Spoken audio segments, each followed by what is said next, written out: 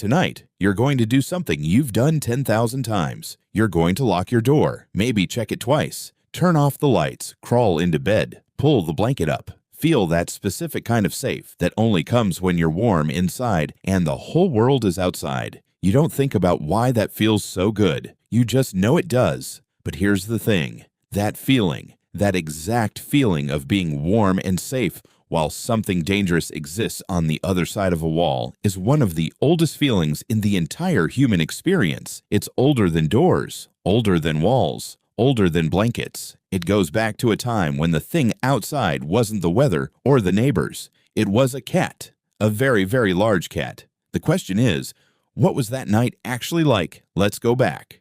Way back, about 30,000 years ago. Europe, the tail end of the Ice Age. The world looks almost nothing like it does today. The landscape is open and brutal, vast frozen grasslands stretching in every direction, broken by dark forests and jagged rock formations. The temperature at night drops fast, really fast. We're talking below freezing most of the year, and living in this world, hunting in it, sleeping in it, raising children in it, are small groups of early humans. 20, maybe 30 people, a family unit. Moving constantly, following animals, always looking for the next shelter. And tonight, they found one, a cave. Now, before you picture something grim and miserable, stop, because here's what researchers have discovered about Ice Age cave life that completely changes how you see it.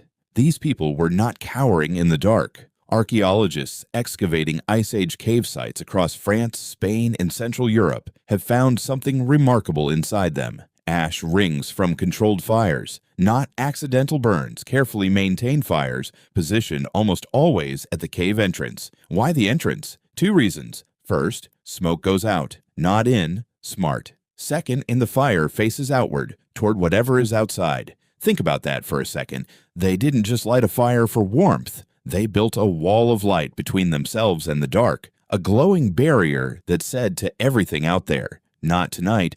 And trust me, there was plenty out there. Here's what was sharing this landscape with our ancestors. Cave lions, bigger than modern lions. Faster, cave hyenas, packs of them. Loud, relentless, capable of cracking bone. Woolly rhinoceroses, not aggressive unless provoked, but absolutely capable of ending a human if they wandered too close in the dark. And then there was the saber-tooth, Smilodon. The one you already have a picture of in your head right now. Up to 400 kilograms. Canine teeth up to 28 centimeters long. Built not for chasing prey across open ground, but for ambushing it.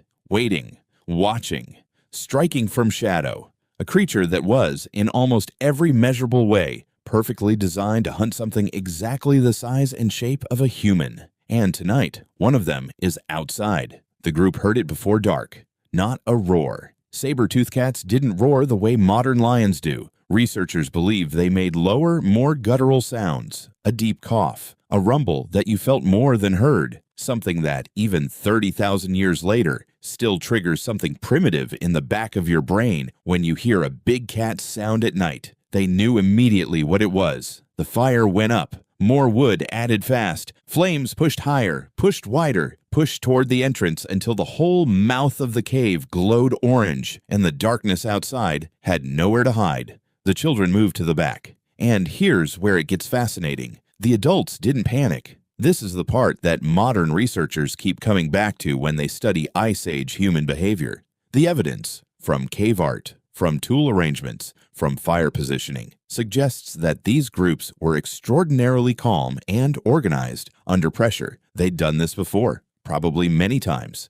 There was a system. Anthropologist Ian Tattersall, who has spent decades studying early human behavior, describes Ice Age human groups as having what he calls a distributed awareness, meaning everyone in the group was responsible for paying attention to a different direction, a different threat, a different signal. Nobody panicked because everybody had a job. Someone watched the fire, someone listened, someone kept the children quiet, which, let me tell you, with a saber-tooth outside, must have been an interesting challenge. Yeah, good luck with that.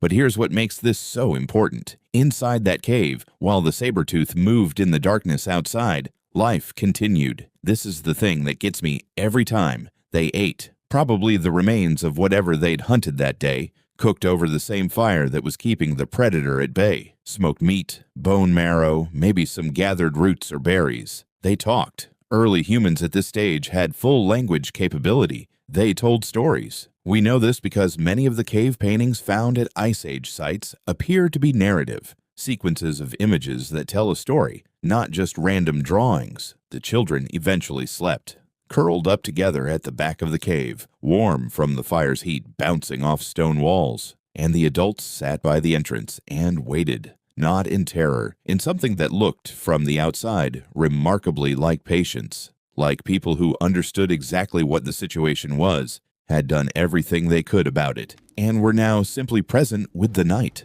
The saber-tooth left before dawn.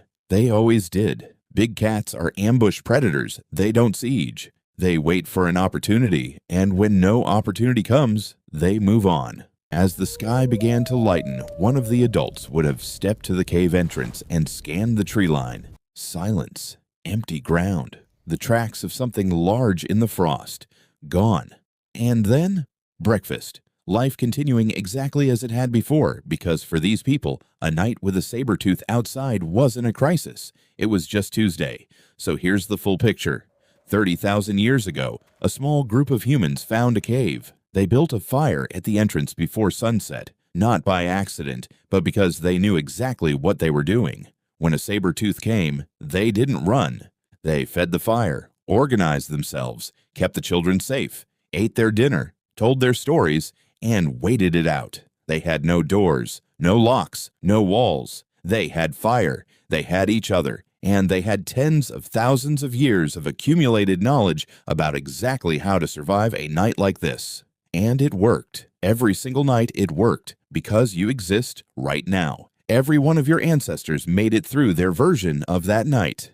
Think about that the next time you lock your door. That small automatic act, checking the lock, pulling the blanket up, feeling safe inside while the world stays outside, is the same instinct that kept a family alive in a firelit cave while something enormous moved through the dark. The cave is gone. The feeling never left. If you want more of this, the real story of how ancient humans actually lived, subscribe. No pressure, but there's a lot more where this came from.